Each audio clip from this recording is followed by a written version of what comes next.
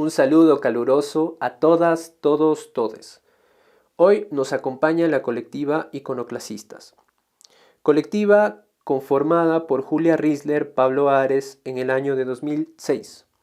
Dentro del marco de esta edición especial titulada Geofagia, cartografías de lo invisible visible, la colectiva nos compartirá sus experiencias y su trayectoria en cuanto al mapeo o cartografías sociales. Espero que disfruten mucho esta entrevista.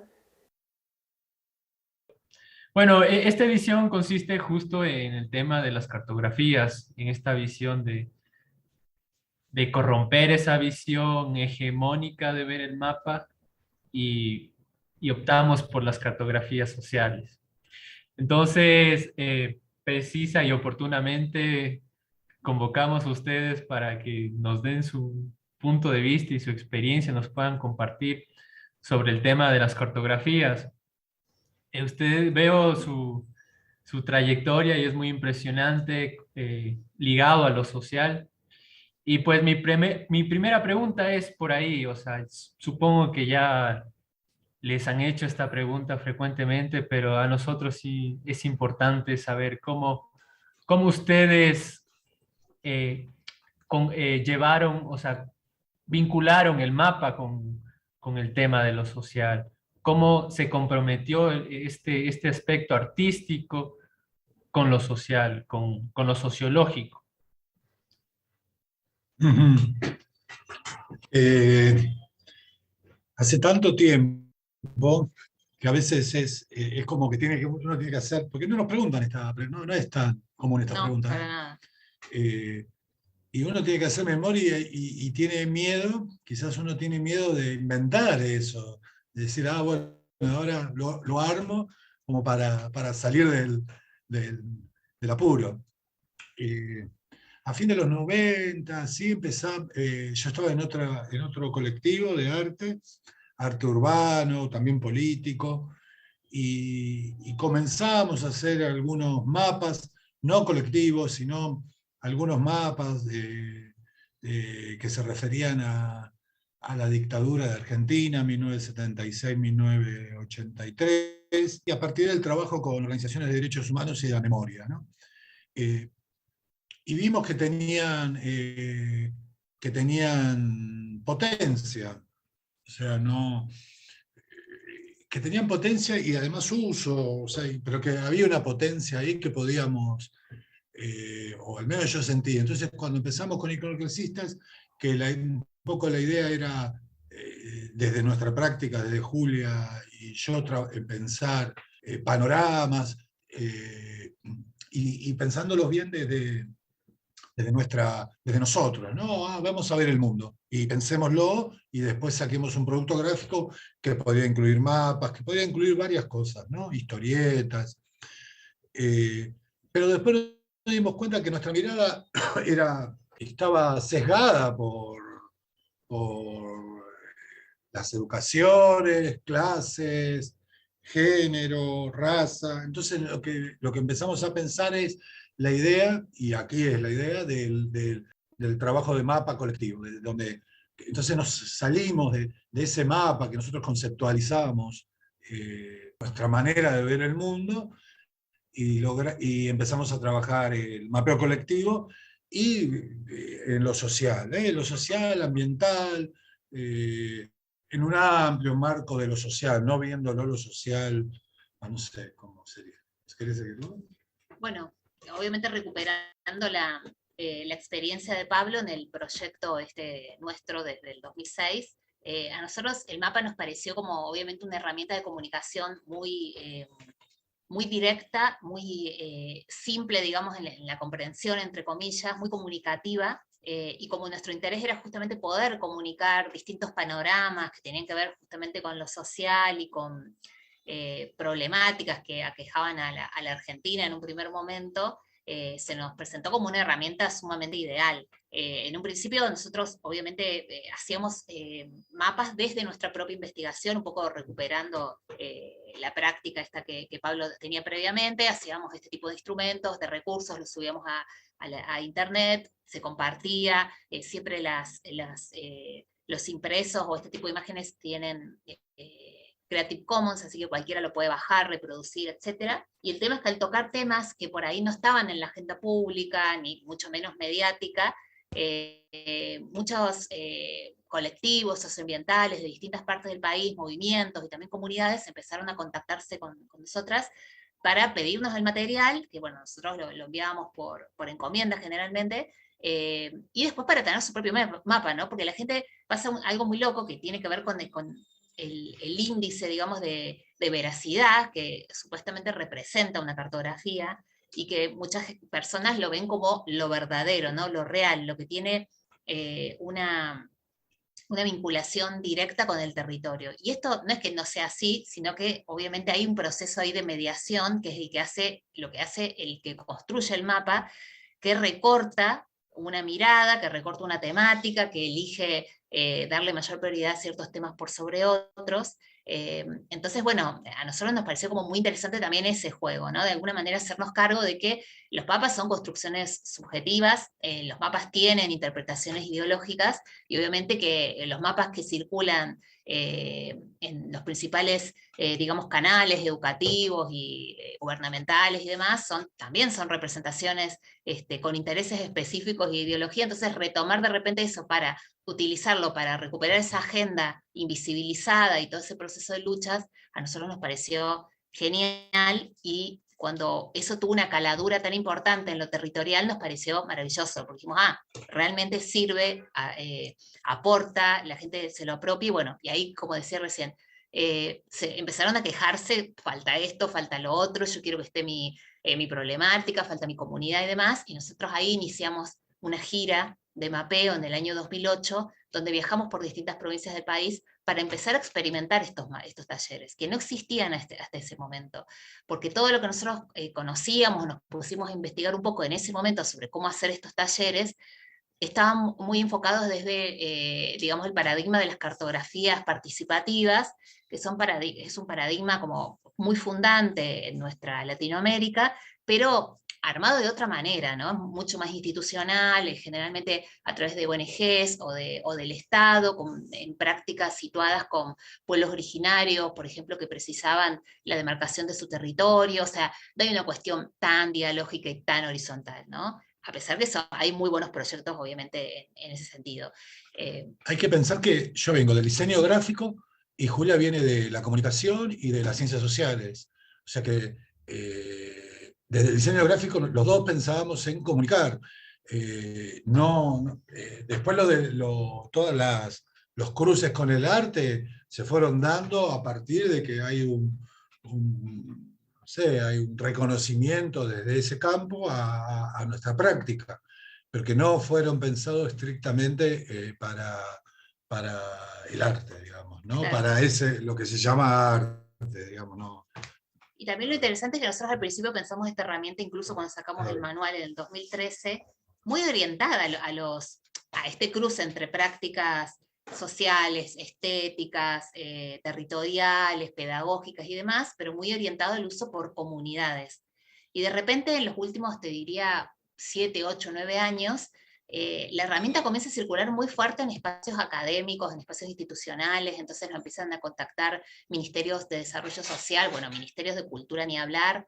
Los museos y los centros culturales, como mucho más rápido, estuvieron desde un inicio muy afines a esta práctica, pero realmente la práctica no se paraba desde el campo artístico específicamente, sino de ese territorio híbrido, ¿no? Cruzado por esto que vos mencionabas al principio, ¿no? Lo artístico, lo comunitario, las representaciones políticas, los imaginarios transformadores y demás. De todas maneras, con el anterior colectivo, que hicimos mapas, nos invitan, hay un boom del mapa a principios del milenio. Entonces, la Kassel, creo que 2002, eso habría que, lo tendrían que, Kassel 2002 y 2003 de Venecia, nos invitan, no en Kassel, pero sí nos invitan a Venecia para exponer mapas, porque nosotros ya veníamos haciendo Al mapas. Grupo de arte callejero. Al otro grupo, al grupo de GAC, Grupo de Arte Callejero. Entonces había también desde el arte, desde el campo del arte, había una curiosidad sobre los mapas, ¿no?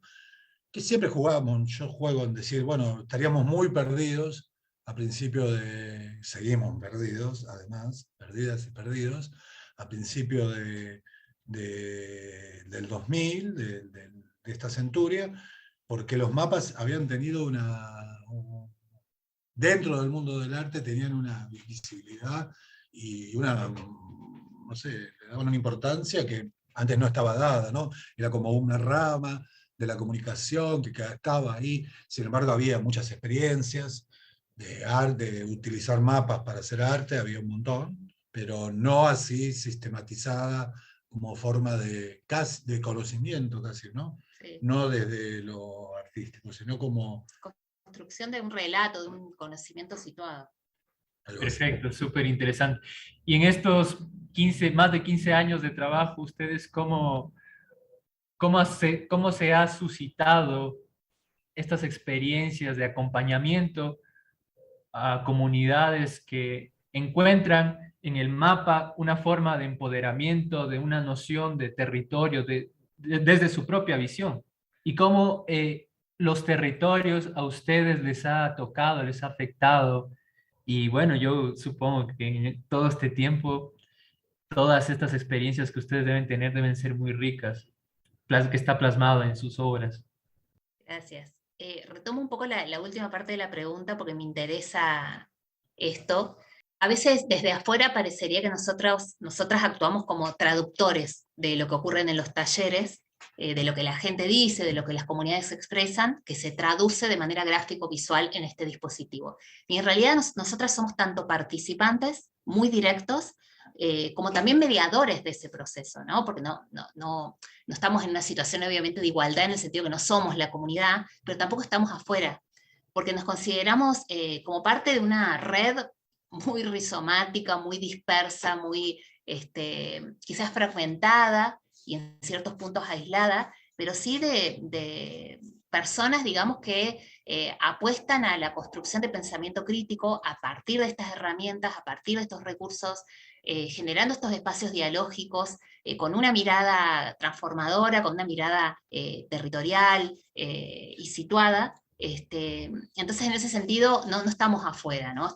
Formamos parte de eso, con un rol específico, porque somos dinamizadores, somos facilitadores, somos quienes armamos la cajita de herramientas para poder trabajar, pero las comunidades o las participantes tienen una participación tan activa en ese sentido, que uno siempre lleva un marco de taller y el marco del taller siempre es desbordado, ¿no? Por lo que va apareciendo, por cuestiones específicas, por situaciones coyunturales, por ahí que acontecen en ese momento. Así que bueno, obviamente, retomando esto que vos decías, ¿no? Nuestra implicación siempre es muy directa. Obviamente que hay todo tipo de talleres, ¿no? Han pasado talleres que salen bien, talleres más o menos, talleres que salen mal, hay talleres por ahí más institucionales, hay talleres más barriales o vecinales, entonces cada taller tiene lo suyo y los grados por ahí de afectación sí son diversos, pero obviamente que tenemos unas anécdotas maravillosas y hemos ido haciendo muchos amigos y estrechado, digamos, cierto compañerismo, sobre todo en las temáticas estas tan nodales para el territorio latinoamericano, ¿no? Que tiene que ver con el extractivismo, tanto de los territorios, como los territorios rurales, como los extractivismos urbanos, como los extractivismos, digamos, de todo tipo, ¿no? Donde podamos localizar una situación de vulneración de derechos, va a estar ahí operando esas matrices de poder. Súper hermoso el tema de crear una comunidad que ama las geografías críticas, a partir del amor a las geografías críticas. Entonces, esta comunidad que hay diferentes actores, veo que ustedes también utilizan metodologías participativas, elementos de las ciencias sociales. ¿Cómo ha sido ese desarrollo de vincular el mapa y las metodologías participativas? Cuando empezamos con Iconoclasistas, que queríamos hacer mapas para comunicar, nos dimos cuenta que teníamos que hacer los mapas con las otras y los otros. Para hacer esos mapas con otras personas, que obviamente que a veces las comunidades, no sé si amaban las cartografías, ellos querían comunicar algo, nosotros queríamos ver cómo funcionaba esto en el principio, cómo funcionaba esto de los mapas. Nos dimos cuenta que los mapas podían funcionar, como decía Julia recién, a veces sí, mejor, peor, más o menos, pero para hacer esos mapas colectivos, para poder agrupar gente y poder pasar un momento rico en experiencias, tuvimos que empezar a aprender a hacer dinámicas participativas. Obviamente Latinoamérica está lleno de experiencias de Paulo Freire, de educación popular. Entonces fuimos enriqueciéndonos en esas dinámicas y las fuimos transformando, nos fuimos dando cuenta, porque también a veces tampoco hacemos muchas dinámicas, porque tampoco a veces se infantilizan, intentamos organizar unas dinámicas de participación para dirigir el trabajo de la cartografía a la cartografía. Así que la tuvimos que empezar. Julia había estudiado comunicación comunitaria, o sea que ella ya tenía un conocimiento, unos manuales que están dando vueltas, que si uno busca acción, participación, todo este tipo de cosas, se encuentran. Así que las mezclamos con la idea de la cartografía, de la gráfica, de los sociales, para hacer ese menú y poder llevar el mapa. Obviamente que lo fuimos aprendiendo en el camino, o sea, no era que empezábamos con una fórmula y ya nos salía bien, o sea, fuimos aprendiendo a partir de los talleres, que como te decía Julia antes, eran muy variados, o sea, todos estos años fueron muy variados, con distintas personas y distintas organizaciones, instituciones, museos, barrios, activistas de distintos lugares, así que lo fuimos aprendiendo en realidad con el tiempo. Perfecto, una construcción de la labor, pues. Y mi última pregunta, me encantaría continuar más tiempo acá, súper interesante, pero en vista de que tenemos poco tiempo, mi última pregunta sería, a partir del 2013, de la publicación del manual de mapeo, ¿qué ha suscitado esta publicación en el tanto de lo social? Yo voy a poner una cosita y después la termina Julia, ¿no? Somos dos personas. El manual lo sacamos porque mucha gente quería hacer mapeo y nosotros no teníamos la capacidad de hacerlo. Aparte somos ya dos adultos grandes, no ancianos, pero ya grandes, así que ya en 2013 también lo éramos, más jóvenes que ahora. Así que optamos por hacer el manual en 2013 como para que la gente se decida hacerlo, para podernos independizar de alguna manera y que la práctica se libere y que los otros y otras puedan hacerlo. Obviamente que siempre nos preguntan y podemos dar una mano porque tampoco tuvimos que inventar también y aprender, o sea, a partir de las prácticas participativas, de hacer mapas colectivos, tuvimos que aprender también a hacer un manual, decir, bueno, ¿cómo hacemos este manual? Porque todas las producciones, yo creo que la mayoría las hacemos completas desde la página web, hasta las gráficas, hasta cómo organizamos los talleres, hasta lo que decimos en los talleres, cómo que lo organizamos nosotros, obviamente influidos por una gran cantidad de arte, de sociales, de libros, de teorías, de filosofía, de cosas de la vida que nos atraviesan y las retomamos. Pero bueno, y después es el manual. Sí, no, a partir del manual era un poco lo que te comentaba recién, esto de que se difundió muchísimo la práctica, porque aparte el manual fue publicado en papel en Argentina y en España, pero nosotros o sea, los 2-3 meses lo colgamos en PDF, entonces tuvo una circulación así increíble, y pensemos que nosotros cuando empezamos la práctica, la palabra mapeo colectivo no existía, o sea, el concepto. Existía esta cuestión de las cartografías críticas, que cuando nosotros vimos que tenían otro perfil, otra impronta y demás, quisimos diferenciarnos, y dijimos, bueno, inventemos otro concepto, pero nunca lo pensamos de una manera como seria o que iba a tener la repercusión que finalmente tuvo. Entonces, bueno, mapeo colectivo está más cercano a nosotros, porque pensamos más la idea de mapear, de práctica, de acción, ¿no? del hacer, del intervenir y demás, más que de pensar solamente en la cartografía. Nos interesaba más el proceso más que el resultado. Y entonces, nada, esto se amplió muchísimo y de ahí nos empezaron a llegar realmente invitaciones y contactos de lugares muy diversos, no solamente geográficamente, sino también, como te decía recién, de repente la academia, distintas cátedras con trabajos de extensión universitaria, el Estado con sus ministerios y su trabajo en distintos lugares, que bueno, ahí generalmente también tenemos como un protocolo para ver si participamos o no, evaluamos como mucho los proyectos con los cuales nos enganchamos, bueno, y mucho obviamente del ámbito de la cultura, así que más que nada la publicación implicó abrir el horizonte, y una vez que la práctica la sentimos tan instituida y tan reconocida en estos espacios, nosotros en los últimos, te diría, 6 años, empezamos a innovar con otro tipo de herramientas que las consideramos como parte del mapeo, pero ya no trabaja desde lo geográfico, sino desde una impronta que hemos denominado las máquinas de sentir y pensar, que consisten en distintos gráficos, diagramas, artefactos cognitivos y demás, a partir de los cuales podemos trabajar otras cuestiones, ya no tan territoriales geográficamente, sino que tienen que ver con distintos aspectos, ¿no? Así que en los últimos años estamos muy fuerte trabajando en esa línea, y bueno, desarrollando y cada vez ampliando más esta caja de herramientas para poder trabajar con otros y otras estos procesos de reflexión crítica. Perfecto, ahorita me surge otra pregunta.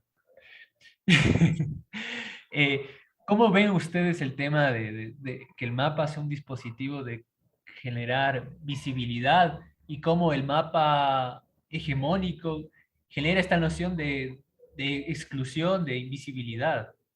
¿Qué han descubierto en estos procesos bueno, co-crear con las personas, y que estas personas también descubran en esta creación Hay distintos colectivos que trabajamos. Algunos están muy escolarizados o tienen los mapas muy presentes, entonces saben la importancia de poder generar un mapa. Hay que pensar que los mapas, como decía, creo que lo dijo Julia al principio, muestran un recorte, y un recorte que elige la comunidad lo que quiere mostrar, o que elige el que hace el mapa, ¿no? Es un recorte, pero comunica muy bien. Un mapa, cuando estamos acostumbrados a ver mapas, de hecho estamos muy acostumbrados, cuando en muchas ciudades está lleno de mapas para poderse guiar, los teléfonos celulares, está el Google Maps, o sea, estamos acostumbrados, podemos dibujar mapas para indicar a alguien cómo llegar a nuestra casa. Tenemos esa capacidad de elevarnos. Algunos tienen la capacidad del mapa como más seria, más escolarizada, digamos, y otros tienen otras formas de ver el territorio, entonces tenemos otros tipos de dinámicas para trabajar en los territorios, ¿no? Sí. ¿Vamos a algo más? No, me parece que hay un concepto que también a veces es un poco caro a estas cuestiones de poder retomar, que tiene que ver con la utilidad. A nosotros nos parece que los mapeos y este tipo de recursos son sumamente útiles para poder generar esos espacios, para poder construir esos relatos, para poder dinamizar espacios donde la comunidad emprende, los participantes del taller emprenden este vuelo imaginario, vuelo de pájaros sobre el territorio, y pueden ir mirando simultáneamente distintos aspectos del territorio de manera rememorativa, pero también estableciendo conexiones entre eso. Entonces, nada, en ese sentido nos parece como una herramienta fundamental desde el punto de vista táctico, ¿no? Porque nos permite hacer diagnóstico, nos permite prever, nos permite armar listas de prioridades, nos permite además obviamente encontrarnos en un espacio común donde todos y todas podemos decir algo sobre ese territorio, ¿no? Si bien en los talleres hay personas que tienen distintos tipos de conocimientos, no se privilegian los conocimientos o los saberes técnicos o los saberes académicos, la gente participa desde su propia experiencia. La pregunta es, bueno, ¿qué pasa en tu territorio? ¿Qué ves en la esquina? ¿Qué hay en el monte? ¿O qué pasa, no sé, en la plaza, a nivel urbano? Digamos, es enorme el potencial que tiene. Son espacios recortados temporalmente de trabajo. Uno en un taller de 4 horas, una tarde ya tiene una mirada panorámica construida colectivamente, y ni hablar si podemos desarrollar ese proceso como mucho más en largo lugar, ¿no? Y lo pensamos como intervenciones específicas. Obviamente un mapa no cambia nada, no transforma nada, no mejora nada, pero sí tiene un aporte muy específico en un proceso que ya se viene desarrollando o que se puede desarrollar a partir de ahí. Hay que ver que la palabra útil, quizás en el arte, en el campo del arte, no funcionó, no. Pero nosotros, hay que entender que nosotros venimos del diseño gráfico, que básicamente es funcional, pensamos en la función, y Julia también viene de las ciencias sociales, que también piensa en la función. O sea, no, habría que entender que enmarcar también por ahí para que no haya confusiones, ¿no? Porque van a decir, el arte no tiene que ser útil. No, muchas veces, viste, en estas sí, prácticas, no. en estas prácticas que enlazan un poco este tipo de cuestiones, el término de la utilidad se ve mal porque se ve muy vinculado como un campo económico, y obviamente que no es ese el objetivo, pero por eso a nosotros nos interesa hablar de utilidad, de estrategia, de proyección, de prefigurar, porque entendemos ese aspecto que tiene el mapa, que es un aspecto que obviamente el poder hegemónico lo ha visto muy bien desde el inicio de la construcción de este tipo de plataformas, y que bueno, y que de repente empieza a ser reapropiado por el común con objetivos muy diferentes de repente, ¿no? Perfecto, perfecto. Bueno, de nuestra parte, nada más que agradecer por su tiempo, por este compartir de experiencias, saberes. Y bueno, voy a abrir un espacio, quizás ustedes quieran comentar o decir algo a nuestra comunidad. Para mí, a mí lo que me gustaría compartir es sobre todo porque es la Universidad de las Artes y bueno, la revista y la circulación que tiene y demás, que las personas que forman parte de este campo y que estudian este tipo de herramientas, personas con esa sensibilidad para el arte y con esa mirada también que permite a veces ver más allá de lo evidente, ¿no? Hay muchas herramientas dentro del campo del arte. Yo no soy artista y me he apropiado muy caraduramente de ciertas cuestiones porque entiendo también la potencia que pueden tener, ¿no? Y creo que este tipo de procesos colaborativos que enlazan prácticas muy diversas y comunidades y saberes muy diferentes, me parece que realmente es lo que tiene que ver mucho con este momento histórico de nuestras sociedades, porque nos permite generar esos espacios de autonomía que a su vez no son espacios endogámicos, no son espacios que se cierran sobre sí mismos, pero que mantienen, ¿no? Mantienen ciertas fronteras permeables, pero fronteras al fin, para poder construir desde un hacer y desde una propia subjetividad y poder intervenir socialmente y poder generar estos lazos y estas nuevas comunidades en base a intereses y afinidades. Así que nada, es como una invitación a seguir explorando, seguir experimentando, no casarse con nada ni con nadie, no estar... no cerrarse, ¿no? Estar como muy abiertas, porque realmente todo lo que está pasando dentro de lo lindo que pasa en la humanidad tiene que ver para mí con este resurgimiento de un montón de cuestiones y esta, de alguna manera, no sacralización de ciertas prácticas, ¿no? Que antes quedaban como muy ligadas a determinados espacios o a determinadas personas. Bueno, de repente decimos, no, vamos a construir conocimiento colaborativo. No nos interesa hacerlo desde la academia, no nos interesa tener un reconocimiento de repente de las instituciones, pero claro, pasa el tiempo y ese conocimiento comienza a desplegarse, a dispersarse, y tanto la academia como de distintos tipos de instituciones empiezan a mirarlo y les empieza a interesar, ¿no? Entonces, me parece que es una forma también de ir insertando ciertas temáticas y ciertas formas de trabajo y de hacer en espacios que en otro momento hubieran estado muy cerrados de entrada a este tipo de propuestas. ¿Vos, Pablo? No. Que si piensan ganar plata con el arte, no, dedíquense a otra cosa. Bueno, qué gusto, qué alegría poder compartir este espacio con ustedes. Un abrazo fraterno y solidario desde Ecuador. Esperamos tenerlos por acá pronto. Ojalá, Suerte ojalá. y un abrazo enorme. éxitos en todos sus proyectos. Cuídense mucho y que vaya todo bien por allá. Igualmente. Y un abrazo a Nicole, que se mejore pronto. Perfecto. Gracias. Hasta Adiós. pronto. Chao, chao.